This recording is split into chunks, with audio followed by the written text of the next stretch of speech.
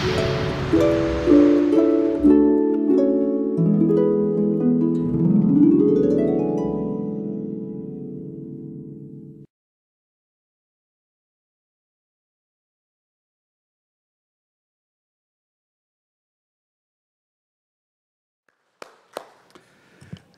귀한 찬양, 아름다운 찬양 하나님께서 기쁘게 받으셨을 줄 믿습니다. 자, 감사합니다. 이 시간에는 우리 하나님의 말씀, 우리 마가복음 6장 1절에서 6절까지에 있는 말씀을 통해서 따를 것인가 배척할 것인가 라는 제목으로 우리 하나님의 말씀을 이 시간 함께 상고하도록 하겠습니다. 내일부터 뭐가 시작되는지 아시죠? 네, 추석 연휴가 시작됩니다. 원래 추석 연휴라는 게 어떤 의미였습니까? 추수에 대한 감사와 기쁨을 함께 나누는 그러한 명절이 바로 추석이라고 하는 명절인데 왜 이렇게 더운가요? 네.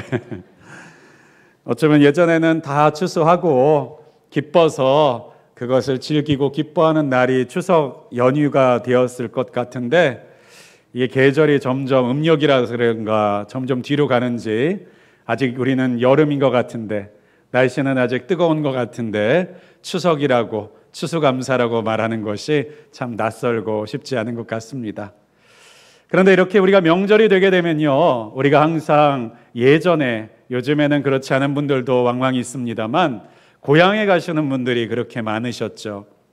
요즘에는 교통이 많이 발달해서 그래도 많이 밀린다고 해도 5시간, 6시간, 많이 걸리면 7시간, 8시간이면 우리나라 땅끝에 있는 곳도 어떻게든 가게 되는 것 같은데 예전에 뉴스나 기사들을 보면요, 거의 24시간 걸리신 분들도 있었더라고요.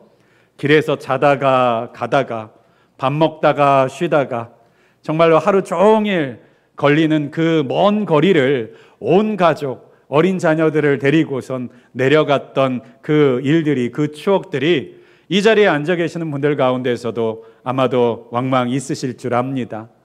그 먼 거리, 그 불편하고 쉽지 않은 걸음을 그렇게 매년마다, 매 때마다 갈 수 있었던 이유가 어디 있을까요? 보고 싶은 사람이 있으셨기 때문일 것이고, 보고 싶은 집이 있었기 때문일 것이고, 보고 싶은 고향이 있으셨기 때문에 바로 그러한 어려움과 힘든 걸음과 시간들을 기꺼이 감수하셨으리라고 생각합니다.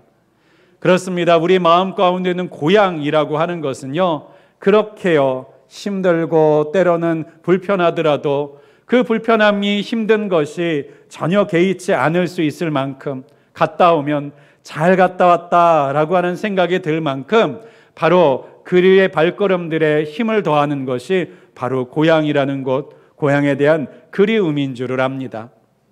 특별히 이 고향을 향해서 나아가는 우리의 걸음들 가운데서도 또한 하나님께서 함께 하시는 은혜, 또한 그곳에서도 하나님께서 지키시고 보호하시며 하나님의 사람답게 하나님의 향기를 드러낼 수 있는 모든 우리 늘빛의 성도님들이 되실 수 있기를 주님의 이름으로 간절히 축원드립니다. 오늘 본문에 있는 말씀에 보니까요, 예수님도 고향에 가셔요. 6장 1절에 있는 말씀에 보니까 이렇게 말씀하고 있습니다. 예수께서 거기를 떠나사 고향으로 가시니 제자들도 따르니라. 무슨 명절이 돼서 가신 것 같지는 않고요, 사역을 하시다 보니까요, 고향에 가고자 목적을 두고 그 고향을 향해서 발걸음을 옮기셨다라고 하는 거예요. 지금 예수님은 나사렛, 고향이었던 나사렛을 중심으로 해서 이 갈릴리 호수 주변에 있는 곳곳에 있는 마을들을 돌아다니시면서 복음을 전하고 병을 고치시고 귀신을 쫓아내시고 하나님 나라의 말씀을 전하시는 귀한 사역을 감당하고 계셨습니다. 그러하는 가운데서요, 예수님이 문득 지금 고향을 향해서 가고자 하셨던 거예요.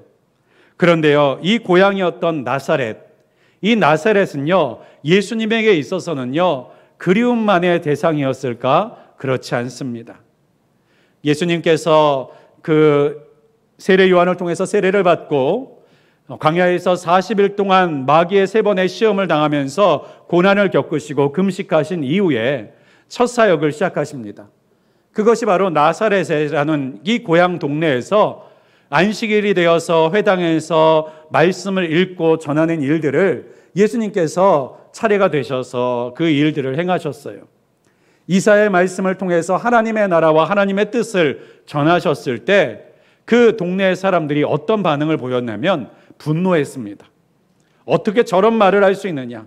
어떻게 저런 소리를 할 수 있느냐라고 말하면서요, 예수님을 향해 그 복음을 전하시는 예수님을 향해 분노했고, 또 예수님을 동네에서 내어 쫓았고, 그리고 그것도 모자라서 낭떠러지로 밀어서 떨어뜨려 죽이려고까지 했습니다. 그러한 고향이라면 여러분 다시 돌아가고 싶으시겠어요? 나를 천대하고 박해하고 나를 밀어내고 거절하고 나를 죽이려고 했던 사람들이 있는 곳에 여러분 가고 싶으시겠습니까? 여러분 명절이 되면요, 여러 사람들이 고향으로 내려가기도 하고 그러시지만 그 고향에 가시는 것이 불편하고 어려우신 분들도 있으신 것 같습니다. 고향 땅에서 상처를 받으셔서, 때로는 가족 간의 관계에서 어려움을 겪으셔서, 때로는 나를 거절하고 미워하고 조롱하고 나를 배척하는 사람들 때문에 그 고향 가는 길이 기쁨의 길이 아니라 불편한 길, 그리고 어려운 길, 안 갔으면 하는 마음으로 가시는 분들도 종종 있으실지도 모르겠습니다. 예수님은 어떤 마음으로 고향으로 내려가셨을까요? 마냥 기쁘시지만은 않으셨을 것 같아요. 게다가요, 예수님께서는 그 고향에 가셔서 어떤 일을 겪게 되실지를 알고 계셨습니다. 4절에 있는 말씀입니다. 예수께서 그들에게 이르시되 선지자가 자기 고향과 자기 친척과 자기 집 외에서는 존경을 받지 못함이 없느니라 하시며, 네, 예수님은요 나사렛 고향에 가면 어떤 일을 겪으실지를 이미 예상하고 계셨습니다. 고향과 친척과 집에서 외에는 존경받지 못함이 없느니라. 모든 지역에서는 예수님을 존경하고 따르고 그 말씀에 귀를 기울이지만 정작 자기 고향에서는 그렇게 하지 않을 것이라는 것을 아셨다는 거예요. 근데 여러분, 그런데도 왜 예수님이 고향에 가시죠? 엄마 보고 싶어서요? 형제들 만나고 싶으셨어요? 그러면 그냥 집에 가시면 되잖아요. 그래, 오늘 2절에 있는 말씀에 보면 예수님께서 고향 가셔서 뭐 하십니까? 2절에 보니까요, 안식일이 되어 회당에서 가르치시니. 예수님도요 기억력이 좋으신 분일 것 같은데 예전에 거기서 말씀 전하다가, 그 회당에서 말씀 전하다가 분노하는 사람들 때문에 죽을 뻔하신 것 기억이 안 나셔서 지금 똑같은 일을 하고 계실까요? 그렇지 않죠. 복음을 전하시는 것이 예수님의 일이시기 때문에, 더 나아가서는 오랜 세월 동안 함께 살아왔던 내 가족들, 내 친지들, 내 이웃들에게 하나님의 나라의 소식, 이 복음의 소식, 구원의 소식, 사람들을 다시 살려내고 기쁨으로 회복의 자리로 나아가게 하시는 하나님의 이 말씀을 그들에게 전하시기 위해서 그 고향으로 나아가셨다라고 하는 거예요. 예수님은 지금 공생애 중이십니다. 공생애라는 것이 무슨 의미입니까? 나를 위해서 사시는 시간이 아니라 하나님의 나라를 위해서 사시는 시간이었던 거예요. 그런데 그 시간 가운데 특별히 시간을 내어서요, 자신의 고향이었던, 그럼에도 배척하였던 이 나사렛 땅에 다시 찾아오셨다라고 하는 것입니다. 사랑하는 여러분, 이렇게 추석이 되고 명절이 되면요, 고향에 내려가서 예수 믿는다고 핍박받아 보신 분들도 계시지 않습니까? 예수 믿는다고 조롱하고, 예수 믿는다고, 예수 믿어서 뭐 잘된 게 있냐고, 때로는 우리가 예수 믿는 것에 대해서 도와준 것 하나도 없으신 분들께서 열심히 우리를 향해서 손가락질하고 조롱하고 비난하는 것들을 경험할 때 우리는요, 때로는 화가 나기도 하고, 그런 소리를 듣고 싶지 않아서 그 사람들과 만나지 않고 싶어 하고, 때로는 찾아가지 않고 싶은 마음이 들 때도 있습니다. 그런데 예수님은 어떻게 하셨어요? 찾아가셨다는 거예요. 가서 어떻게 하셨다는 겁니까? 여전히 복음을 전하셨다라고 하는 것입니다. 여전히 전도하셨다라고 하는 거예요. 여전히 들려주시고자 했던 거예요. 네, 예수님은 포기하지 않으셨다라고 하는 것입니다. 사랑하는 여러분, 여러분의 친지나 가족 가운데서 아직 예수 그리스도를 영접하지 못하고 믿지 않고 계시는 분들이 혹시 있으십니까? 복음을 전해보겠다고 도전해보고 말씀을 전해보고 권면도 해보지만 항상 돌아오는 것은 조롱이며, 그리고 핍박이며, 어려운 마음들 뿐이었다는 것 때문에 혹시 낙마하고 낙심하고 계시지 않습니까? 예수님의 마음을 품으실 수 있기를 주님의 이름으로 간절히 축원드립니다. 하나님이 포기하지 말라 하시면 나도 포기하지 않으리라. 하나님께서 나에게 세상 끝날까지 내가 너희와 함께 하겠다고 약속하신 이유는 바로 이 복음을 전하는 일을 위하여서 가서 제자 삼고 세례를 주고 예수님이 하신 그 말씀을 지켜 행할 수 있도록 만들기 위해서 바로 우리와 세상 끝날까지 함께 하겠다고 약속하셨다는 그 사실을 우리가 날마다 기억하고, 내 마음으로는 할 수 없고 내 뜻으로는 할 수 없고 내 연약하고 여린 마음으로는 그 거절과 거부를 감당할 수 없지만 예수님의 마음을 갖고 다시 나아갈 수 있도록 도와달라고, 다시 전할 수 있도록 도와달라고, 다시 권면할 수 있도록 도와달라고 기도하고 주님께 구하는 저와 여러분이 되실 수 있기를 주님의 이름으로 간절히 축원드립니다. 오늘 본문 가운데서는 특별히 이 예수님을 통해서 놀라는 두 부류가 나옵니다. 첫 번째 놀라는 사람들이 있습니다. 2절입니다. 안식일이 되어 회당에서 가르치시니 많은 사람들이 듣고 놀라 이르되. 네, 첫 번째 놀란 사람들이 있었습니다. 예수님의 말씀을 듣고요. 그 사람들이 누구입니까? 나사렛의 동네 사람들이에요. 예수님의 전하시는 말씀과 권세 있는 능력의 선포들을 듣고 놀랐어요. 무엇 때문에 놀랐습니까? 이 사람이 이것을 어떻게 알았느냐? 어떻게 이와 같은 것들을 배웠느냐? 어디서부터 이 권능이 왔느냐라고 놀라기 시작했어요. 그런데요, 이 놀라는 것은요, 이 한 가지만이 아닙니다. 6절에는 말씀 보세요. 그들이 믿지 않음을 이상히 여기셨더라. 이번에는 예수님도 놀라셨습니다. 왜 놀라셨을까요? 믿지 않아서요. 그 놀라운 말씀, 기이한 말씀, 그리고 놀라운 기쁨의 말씀들을 전하시는 그 말씀을 듣고 바로 나사렛 사람들은 놀랐는데요, 놀랐지만 믿지는 않았다라는 것입니다. 기이 여겼지만 믿지는 않았다라는 거예요. 그 소식이 참으로 행복하고 복된 이야기라는 것을 알았지만 자신의 것으로 받아들이지는 않았다라는 것입니다. 그래서 예수님이 놀라셨다라고 하는 거예요. 기이 여기셨다, 이상히 여기셨다, 이 말은요, 놀라다, 놀랍게 여기다라는 것과 원문에서는 동의어입니다.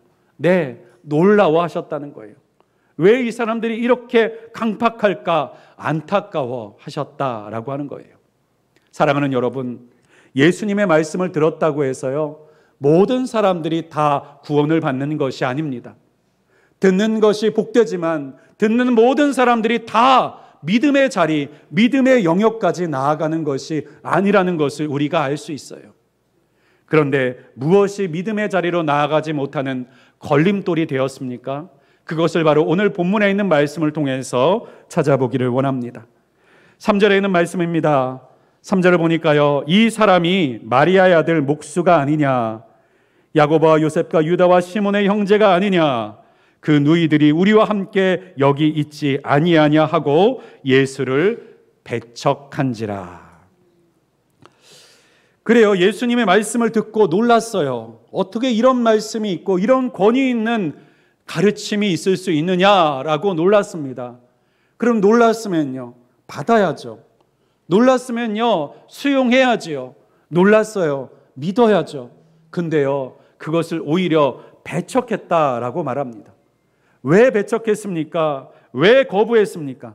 특별히 오늘 본문에 있는 배척하다라고 하는 원어의 뜻을 찾아보면요, 그 원어의 뜻은 스칼달리조라고 하는데요. 스칼달리조, 이것은 우리가 흔히 가끔씩 듣는 스캔들이라고 하는 단어의 원형입니다.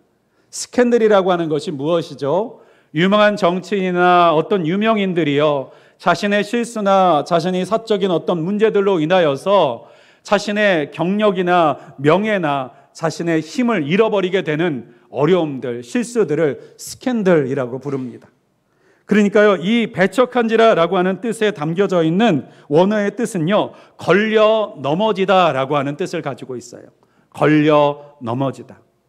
그렇다면 이 나사렛 사람들이 믿지 못하고 걸려 넘어졌던 것이 무엇이었는가? 믿음으로 나아가지 못하도록 그들이 걸려서 주저앉게 만들었던 것이 무엇이냐? 바로 3절에 있는 이 이야기예요. 3절에서 사람들이 뭐라고 말씀했다고요? 마리아의 아들 목수가 아니냐. 당시에 이스라엘 사람들은요, 누군가를 지칭할 때 누구누구의 아들 누구라고 말했습니다. 왜냐하면 워낙 동명이인이 많았기 때문이죠. 그래서 어느 지역의 누구의 아들 누구라는 표현을 통해서요, 같은 이름을 가진 사람들을 구별했다라고 하는 거예요.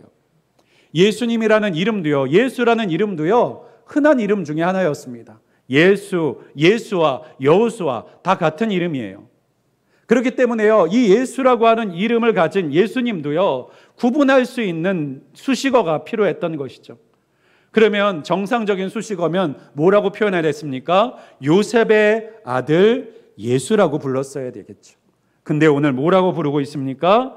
마리아의 아들. 물론 아버지였던 요셉이 일찍 돌아가셨기 때문에 이렇게 표현했다라고 생각할 수도 있겠지만, 돌아가셨다고 아버지의 이름을 쓰지 않지 않습니다. 그러면 이 표현은 무슨 소리냐? 네, 우리는요, 예수님께서 바로 동정녀였던, 처녀였던 예수님의 몸을 통해 성령으로 잉태된 것을 우리가 알고 있습니다. 그런데요, 일반적인 사람들, 이 기적을 믿을 수 없는 사람들의 입장에서는 그 사건은 어떤 사건으로밖에 보이지 않느냐? 결혼도 하지 않은 처녀가 부정하여서 아버지를 모르는 아이를 낳았다라는 것으로밖에 보이지 않는다라는 거예요. 마치 예수님께서 십자가에 달려 죽으신 사건이 믿지 않는 자들의 앞에서는 범법을 저질러서 그 체제를 변혁시키기 위하여서 문제를 일으키다가 사형을 당한 사건으로밖에 보이지 않는 것처럼, 마치 이 동정녀 탄생의 사건은요, 부정한 여인의 부정한 자식으로밖에 보이지 않을 수밖에 없었던 것입니다. 그래서요, 오늘 본문에서 마을 사람들은요, 예수님을 향해서 이렇게 말하는 거예요. 마리아의 아들, 넌 네 아버지도 모르는 사람이잖아 라고 지금 조롱하고 있는 겁니다. 그 말씀에는 놀랐어요. 그 말의 전파와 선포에는요, 그 권위가 있음을 알았어요. 하나님께서 그 사람을 사용하신다는 것을 어렴풋이 느꼈어요. 그런데요, 넌 그러한 자격이 되는 사람이 아니잖아. 내가 너 잘 알아. 너 그런 집안 사람이고, 너 그거밖에 못 배웠고, 너 그거밖에 안 되는 사람인데 네가 무슨 자격으로 그런 소리를 하냐라고 깎아내리고 있는 거예요. 또 뭐라고 말하고 있습니까? 목수가 아니냐. 요즘에는요, 그 나무를 다루는 목공을 하시는 분들도요, 존경을 받고 대우를 받는 직업 중에 하나라고 할 수 있지만, 이 당시에 목수라고 하는 직업은요, 상당히 낮은 직업이었습니다. 그러니까 동네 사람들 이리저리 사람들에게 불려다니면서 일거리 처리해 주면서 매일매일 먹을 것, 그 수고료를 받아서 사는 사람이에요. 그러니까 무슨 지금처럼 샵을 내가지고 가구들을 만들어내는 가구 공장 사장이 아니라 온 동네 잡일하던 사람이었다라고 하는 거예요. 이 집에서 부르면 가서 고쳐주고, 저 집 가서 부르면 저 집 가서 고쳐주는 그런 일하는 사람이 바로 예수님 목수였다는 것입니다. 너 그러한 사람이었잖아. 또 뭐라고 말하는 거예요? 야고보, 요셉, 유다, 시몬, 다 고만고만하게 사는 우리와 똑같이 살고 있는 그 사람들이 바로 네 형제들 아니냐. 그 집에서 뭔 대단한 것이 있겠느냐라고 말하고 있는 것입니다. 그래요, 예수님께서는 하나님의 자녀로, 하나님의 아들로 하나님의 나라의 말씀과 선포를 공생애를 통해서 전해주고 계시는데, 그들은 예수님을 통해 하나님을 보지 못하고 그저 인간 예수, 천하계 마구간에서 태어나신 그 예수 그리스도만 바라보면서 귀를 닫고 있었다는 거예요. 눈을 가리고 있었다는 것입니다. 마음을 단단하게 묶고 받아들이지 않는 닫혀진 마음을 갖고 있었다라고 하는 것입니다. 이것이 무엇일까요? 익숙함입니다. 여러분, 익숙함이라는 거예요. 나사렛 사람들은요, 예수님에 익숙했습니다. 오랜 세월 동안 그 동네 사람들은요, 어릴 때부터 자라왔던 예수님을 계속 봐왔던 사람이기에 자신들은 예수님에 대해서 누구보다 잘 알고 있다고 생각했어요. 그런데 여기에 함정이 있습니다. 잘 안다는 것이 정말 아는 것은 아닐 수 있다는 거예요. 너무 익숙한 것이지만 그렇다고 해서 우리가 그 익숙함이 잘 아는 것이 아닐 수 있다는 사실을, 거기에 편견의 함정이 있을 수 있다는 사실을 우리는 날마다 경계해야만 합니다. 우리의 신앙생활도 마찬가지입니다. 우리가 10년, 20년, 30년을 신앙생활하다 보면요, 찾아오는 함정이 한 가지 있습니다. 그것이 바로 익숙함이라고 하는 함정이에요. 내가 교회 생활을 몇 년을 했는데, 내가 신앙생활을 몇 년을 했는데 라는 이 익숙함이 내 자신의 마음을 사로잡고 나면요, 우리는 더 이상 하나님이 새롭지 않습니다. 하나님의 말씀이 새롭지 않아요. 자, 들어본 말씀인데, 저거 목사님 몇 년 전에 하셨던 설교인데, 저거 몇 년 전에 어떤 설교에서 들었던 얘기인 것 같은데, 판단하고 계산하고 기억합니다. 네, 그런데요, 기억하는 것과 믿는 것은 다르다는 거예요. 익숙한 것과 믿는다는 것은 다르다라고 하는 것입니다. 그런데 우리는 착각해요. 익숙해지면 믿고 있다고 착각합니다. 익숙해지면 알고 있다고 착각합니다. 사랑하는 여러분, 여러분의 부부관계도 마찬가지지 않습니까? 부부가 오랜 세월 함께 살면요, 상대방에 대해서 다 안다고 착각한다고 합니다. 그래서요, 조심스럽지가 않대요. 그냥 말 나오는 대로 말하고, 대하고 싶은 대로 대하고, 내 편한 대로 해도 괜찮아, 내 남편은, 내 아내는 원래 그래도 괜찮아 라고 하면서 산다고 해요. 그래서 그런지 요즘에는요, 황혼이혼이라는 것도 있답니다. 남편분들은 보통 그런 경우가 별로 없는 것 같은데, 아내분들이, 예전 분들이겠죠, 오랫동안 참고 참다가 더 이상 참을 수 없다고 해서 노년이 되면 이혼을 하시는 분들이 있다고 해요. 이게 저는요, 우리나라에서 처음 들은 게 아니라 일본에서 처음 들었습니다. 일본에서는요, 이 연금이나 이런 노령 보험들이 많이 잘 돼 있지 않았었습니까? 그러니까 나이가 들려서 연금 나올 때가 되면 이혼한다는 거예요. 나눠 갖고 이제 각자 살자. 나 당신 이제 월급 안 벌어오니까 내가 당신하고 같이 살 이유가 없다. 이혼을 해버린다는 거예요. 네. 그러면 남편은 충격받지 않겠습니까? 나는 아내에 대해서 다 알고 있었다고 생각했는데, 다 이해하고 있다고 생각했는데, 나는 아내에 대해서 모든 것을 다 꿰뚫어 알고 있다고 생각했는데 내가 모르는 것이 있었구나. 네, 익숙했지만 모르고 살았던 것이죠. 너무 익숙했지만 정작 그 마음과 중심 가운데 무엇이 있는지 이해해 보려고 하지 못했고, 이해하려고 노력하지 못했고 무지했다라는 것을 발견하게 된다는 것입니다. 우리의 신앙도 마찬가지입니다. 우리가 신앙생활하면서 착각하는 것이 있습니다. 저는 한번 생각해 보니까요, 우리나라 속담 때문인 것 같아요. 우리나라 속담 가운데 이런 속담이 있습니다. 서당계 3년이면 풍어를 읊는다. 이 말이 무슨 말이에요? 뭐 배우려고 하지 않아도 그냥 서당에서 3년 살면 그 입에서 그냥 저절로 읊어지게 된다. 익숙해지게 되면 저절로 알게 된다. 이와 같은 뜻인 것 같죠. 그런데 잘 생각해 보십시오. 서당계가 말하는 것도 신기하지만 풍어를 읊으면 그 논어 맹자에 있는 말들 이해하면서 읊고 있는 겁니까? 그냥 머릿속에 외운 것을 말하는 것 수준인 것이죠. 근데 정말 공부라는 것은 무엇을 공부하는 것입니까? 암기하는 게 공부가 아니잖아요. 원리를 깨닫고 그 논리와 그 속에 담겨져 있는 깊은 뜻을 찾아 나아가는 것이 바로 공부라고 하는 것이 아닙니까? 그 원인을 살펴보고 그 결과를 예측해 나아가는 것이 바로 공부라고 하는 것이 아니겠습니까? 그런데 우리는요, 머릿속에 외우고 있으면 아는 줄 알아요. 내가 머릿속에서 들은 적이 있으면 아는 줄 알아요. 제가 가끔씩 예화로 쓰긴 합니다만, 책꽂이에 책이 가득 쌓여져 있으면 그 지식들이 다 내가 알고 있는 지식인 줄 착각하면서 내가 이렇게 교양 있는 사람이고 내가 이렇게 지식 넘치는 사람이라고 착각하는데, 정작 그 책을 하나서 열어서 펼쳐보면 처음 보는 내용이 담겨져 있는 그러한 일들. 신앙생활도 마찬가지일 수 있다는 것입니다. 성경책이 너무 익숙해요. 근데 펼쳐보면 처음 보는 말씀들로 혹시 가득 차 있지는 않습니까? 성경을 10독, 20독, 30독을 했어요. 그런데 성경을 읽어보면 처음 읽는 말씀, 처음 읽어보는 것 같은 하나님의 음성들이 들려지는 것처럼 느껴지지 않습니까? 네, 익숙함에 속으면 진짜 진리를 얻지 못하게 될 수 있다라고 하는 것이에요. 바로 나사렛에 살고 있었던 그 사람들은요, 자기가 알고 있는 예수, 자기가 생각하고 있는 예수로 예수님을 포장해 버렸어요. 테두리를 쳐버렸어요. 그리고 울타리를 만들어 버렸어요. 틀을 만들어 버렸어요. 그리고 그 이상을 이해하려고 하지 않고, 들으려고 하지 않고, 믿으려고 하지 않고, 받아들이려고 하지 않습니다. 이런 문제들이 우리 신앙생활 가운데 일어나는 분들 중에서는요, 모태신앙인 분들. 왜 모태신앙인 분들이 왜 문제가 많이 생깁니까? 어렸을 때부터 신앙 안에서 자란 것이 얼마나 축복되고 복된 거예요. 그런데요, 익숙함의 함정에 빠지더라는 거예요. 어렸을 때부터 신앙을 많이 들었어요. 하나님에 대해서, 교회에 대해서 너무나도 익숙하게, 문화적으로 너무나도 충실하게 살았어요. 그러다 보니까요, 신앙이 익숙은 한데 믿어지지가 않는 거예요.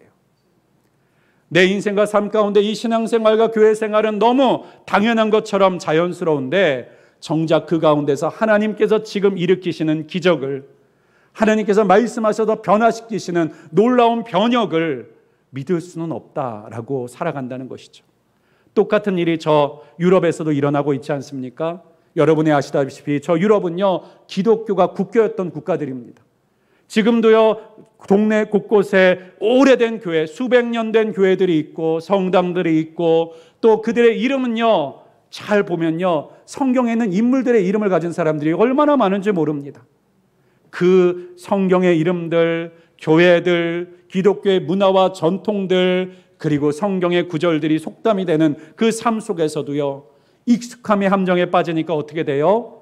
기독교 문화 속에 살면서 정작 예수를 믿지 않는다라고 하는 것이고, 기독교의 문화의 바탕 위에서 살아가면서도요, 정작 예배하지 않고 하나님을 믿지 않는 무신론자들이 살아가는 땅이 되어버린다라고 하는 것입니다.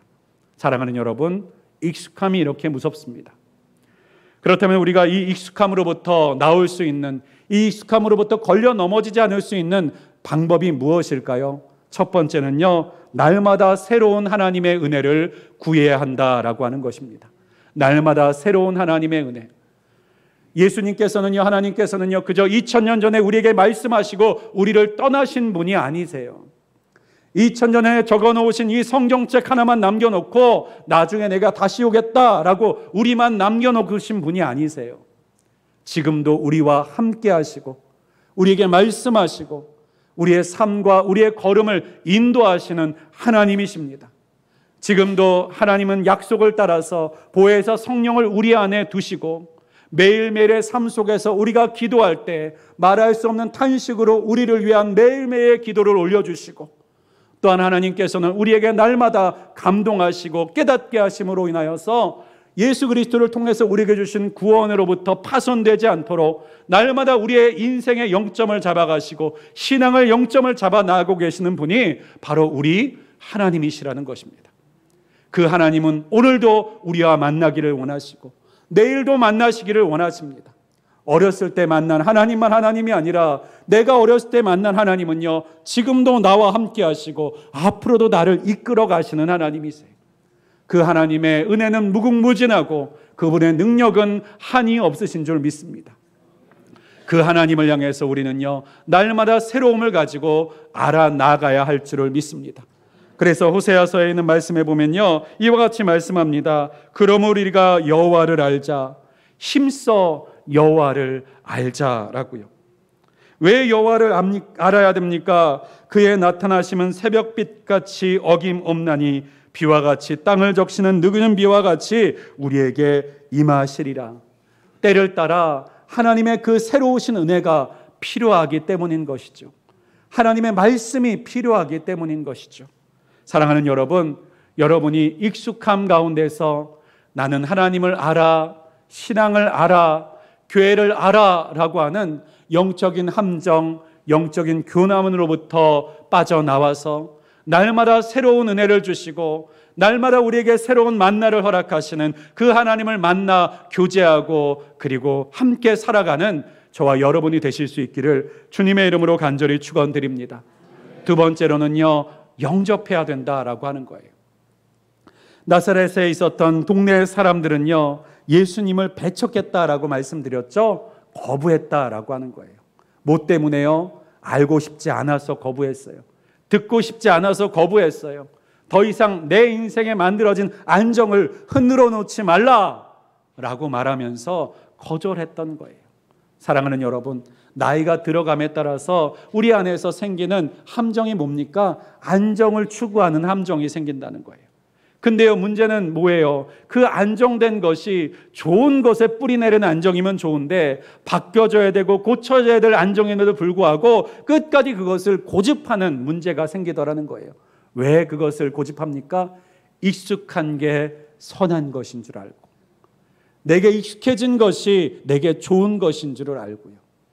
그런데요, 우리는요, 매일매일 하나님 앞에서 그것이 하나님 앞에서 온전치 않은 것이라면 바꿀 줄 알아야 되고, 돌이킬 줄을 알아야 되고, 무너뜨릴 줄을 알아야 되고, 그리고 고칠 줄을 알아야 되는 사람인 줄 믿습니다.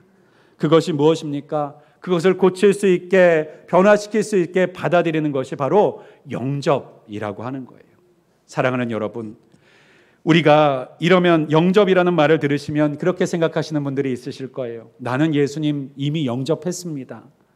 나는 예수 그리스도를 믿고 이미 영접한 사람입니다 라고 말하시는 분들도 분명히 있으실 거예요. 네, 영접하시면 구원받고 예수 그리스도를 영접함으로 우리는 구원받은 하나님의 백성들입니다. 그런데요, 중요한 것은요, 우리는요, 그 예수님께서 들려주시는 그 말씀을 매일매일 영접하고 순종할 줄 알아야 된다라고 하는 거예요. 왜 영접이 순종입니까? 베드로전서 2장 8절에 있는 말씀에 보니까요, 또한 부딪히는 돌과 걸려 넘어지게 하는 바위가 되었다 하였느니라. 그들이 말씀을 순종하지 아니함으로 넘어지나니. 이 말이 무슨 말이냐면요, 걸려 넘어지는 사람들, 그리고 돌에 부딪혀 그리고 걸려서 넘어지는, 말 그대로 배척한다라고 하는 이 단어죠. 배척하는 사람들이 왜 배척하게 되는 것입니까? 말씀을 순종하지 않아서 배척한다라는 거예요. 여기에서 말하는 순종이 무엇입니까? 여러분, 내 전 재산 다 팔아가지고 하나님께 드리는 것이 그것만이 순종입니까? 내가 오늘 하나님께서 주시는 마음을 품고 비행기 티켓을 끊어가지고 저 선교지로 외국을 향해서 출발하는 것만이 순종입니까? 아니요. 성경은요, 영접하는 것, 그 말씀을 듣고 우리의 마음의 문을 열어서 그 말씀을 믿음으로 받아들이는 것, 그것을 바로 순종이라고 부르고 있다는 거예요. 여러분, 순종은 우리가 생각하는 무언가 대단한 것들이 아닙니다. 가장 중요한 순종, 가장 하나님께서 원하시고 기다리시는 순종이 무엇이냐? 말씀하실 때에 우리의 마음을 열어 믿음으로 받는 것, 그것이 우리에게 요청하시는 가장 중요한 순종이라고 하는 것입니다. 이 순종을 통해서 하나님은 우리에게 무엇을 주시지요? 영접하는 자, 곧 그 이름을 믿는 자들에게는 하나님의 자녀가 되는 권세를 주셨다. 하나님의 자녀를 되는 권세를 무엇을 통해서 주시는 거예요? 영접하는 순종. 그 말씀을 듣고 믿는 순종을 통해서 하나님의 자녀로 삼으시겠다고 말씀하시는 것입니다. 여러분, 예수를 믿는 것은요, 뭐 순교를 해야 되거나 아니면 평생을 고행과 고통 속에서 살아가는 것, 그것이 바로 구원받고 자녀되는 그 능력이 아니라 오늘 예수님께서 우리에게 들려주시는 말이 무엇입니까? 말씀이 들려질 때 우리가 그 말씀을 우리의 익숙함과 선입관의 함정으로부터 빠져나와 활짝 열고 그 주님을 영접하고 그 말씀을 믿음으로 받는 순종을 통해서 우리가 하나님의 자녀의 권세를 갖고 살아가는 사람이 된다라고 말씀하고 계시는 것입니다. 여러분, 기이한 일 아닙니까? 우리가 무엇이간데, 우리가 무엇을 했는데 겨우 우리가 그 말하는 것을 듣고 믿는 것만으로 어떻게 이런 놀라운 일들을 우리에게 주실 수가 있는 거예요? 네, 기이한 일입니다. 그런데요, 기이하다고 해서 그런 게 어디 있어? 내가 세상 살다 보니 공짜는 없더라 라고 말하면서 그런 건 믿을 수가 없어, 다 속임수야 라고 배척하고 거절하는 사람이 있고, 주 예수여 어서 오시옵소서 그 말씀을 믿고 받고 기대하고 그 말씀을 움켜쥐고 살아가는 사람들이 있다라고 하는 거예요. 나사렛 사람들의 문제가 무엇이었습니까? 들었지만 받지 못했어요. 들었지만 예수님의 은혜 받을 기회를, 기적을 경험할 은혜를, 회복될 은혜를 놓쳐버렸다라고 하는 것입니다. 그래서 5절에 있는 말씀에 보면요, 이렇게 말씀합니다. 거기서는 아무 권능도 행하실 수 없어 다만 소수의 병자에게 안수하여 고치실 뿐이었고. 나사렛에서 예수님께서는 어떻게 하셨습니까? 아무 권능도 행하실 수 없어서. 이 말씀이요, 오해하시면 안 됩니다. 예수님이 권능이 부족하셔서 믿는 사람이 없으면 권능을 행하실 수 없다, 이런 뜻으로 오해하시면 안 돼요. 병행구절인 마태복음 13장 58절은 이 원문에 있는 뉘앙스를 더 잘 살려서 해석했습니다. 그들이 믿지 않음으로 말미암아 거기서 많은 능력을 행하지 아니하시느니라. 네, 그들이 믿지 않음으로 말미암아 거기서 많은 능력을 행하지 아니하시니라. 여러분, 믿음이 있는 곳에 능력이 나타나는 줄을 믿습니다. 왜 그토록 우리의 신앙 가운데 믿음이 중요하다라고 말하냐면요, 이것이 하나님의 일하시는 원리이기 때문입니다. 믿는 자에게 능력이 나타나게 하시고, 믿는 사람의 심령 가운데 기적이 일어나게 하시고, 믿음이 있는 그곳에 하나님의 나라가 임하게 하시는 것이 바로 주님의 원리라는 거예요. 예수님도 이 원리를 따라 일하셨다라고 하는 것입니다. 이 원리를 따라 행하셨다라고 하는 거예요. 그들이 나사렛 사람, 내 고향 사람이라 할지라도요, 내 친지와 가족이라 할지라도요, 믿음이 없는 그곳에서 하나님께서는요, 예수님께서는요, 권능을 보여주시지 않았다라고 하는 거예요. 사랑하는 여러분, 우리의 인생과 삶 가운데서 익숙함은 있지만 하나님의 능력을 경험하지 못하고 사시는 분들이 혹시 있지는 않으십니까? 내 인생 신앙생활 30년, 40년, 50년, 100년을 했지만 하나님의 살아계심을 전혀 느끼지 못하고, 경험하지 못하고, 신뢰하지 못하고, 받아들이지 못하고, 그냥 그렇게 예수 그리스도를 믿는 사람이라는 이름만 갖고 교회에 익숙하다는 그 익숙함만을 가지고 살아가시는 분들이 혹시 있지는 않습니까? 우리의 신앙은 익숙함을 쫓는 것이 아니라 바로 믿음을 쫓는 신앙, 그리고 하나님을 아는 것을 쫓는 신앙이라는 사실을 꼭 기억하실 수 있기를 주님의 이름으로 간절히 축원드립니다. 말씀을 정리하고자 합니다. 우리의 믿음은요, 익숙함의 함정으로부터 빠져나와야 됩니다. 익숙함의 편견으로부터 빠져나와야만 해요. 우리가 그래서 예수를 믿는 사람들이 실수하는 가장 큰 실수가 무엇입니까? 하나님이 너무 친해요. 그래서 하나님을 함부로 대합니다. 제가 예전에 그 불교 무당하시던 분이 예수를 믿게 돼서 그분 이야기를 들어본 적이 있었어요. 그분이 교회에 와서 예수를 믿으면서요, 깜짝 놀란 것이 있었습니다. 무엇이냐면요, 이렇게 놀라운 구원과 은혜를 주신 하나님을 겨우 그런 식으로 믿느냐라는 것에 놀랐다는 거예요. 그분은 어떻게 자기 신을 옛날에 모셨는지 얘기하시는데요, 새벽 3시에 일어나서요, 그 찬물에다가 샤워를 한다고 합니다. 정신을 맑게 해서 자신이 섬기는 신을 만나려고요. 그리고 새 옷으로 갈아입고, 그리고 온몸을 정성스럽게 준비하고 그 신을 만나러 나아간답니다. 그 자신이 섬기던 우상을 만나러 갔다는 거예요. 그래서 그분은요, 예수를 믿은 다음에도요, 새벽 기도 올 때는 항상 찬물로 목욕을 하고 새 옷을 정갈하게 입고, 그리고 옛날에는 한복 입고 오시는 분들도 있었어요. 그렇죠? 네, 그렇게 나오시면서 그래요. 뭐 제가 뭐라고 하는 건 아닙니다만 화장도 하지 않고 자다가 일어난 모습으로 나오는 분들을 보고 놀라시더라는 거예요. 아니, 내가 섬기던 그 신보다 그 크신 하나님을 섬긴다고 하면서 어떻게 저런 모습으로 섬길 수 있냐라고 놀라던 거예요. 우리가 왜 그렇게 섬깁니까? 너무 편해서요. 너무 친밀해져 가지고요, 예의를 잃어버리고 조심성을 잃어버린 채 우리가 신앙생활할 때가 많다는 거예요. 기대하지 않고 너무 익숙하게 신앙생활할 때가 많다라는 거예요.